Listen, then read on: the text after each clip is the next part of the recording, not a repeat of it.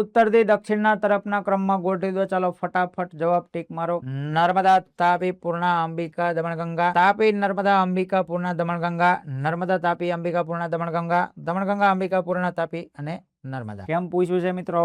ઉત્તરથી દક્ષિણ મતલબ દક્ષિણ દિશામાં જઈએ તો એક વસ્તુ ફાઇનલ છે કે સૌથી દક્ષિણમાં દમણગંગા આવશે. બરાબર. ચાલો બીજા વિધાનો ચેક કરો. બીજી કઈ નદીઓ આપી છે? નર્મદા, તાપી, પૂર્ણા પણ છે. તો નર્મદા સૌથી ઉપર છે. તો નર્મદા અને જે છે આ નર્મદા બે ઓપ્શન વધ્યા. મતલબ આ ઓપ્શન આપણી સામેથી નીકળી ગયો, આ નીકળી ગયો છે પહેલાથી. બરાબર. ચાલો આમાં નર્મદા છે, આમાં નર્મદા છે, તાપી છે, તાપી છે. હવે અહીંયા મોટો પ્રશ્ન છે પૂર્ણા અને અંબિકા. તો વાલા વિદ્યાર્થી મિત્રો, સૌથી પહેલા આપણે પૂર્ણાને મૂકવાની ને પછી અંબિકાને પછી દમણગંગા.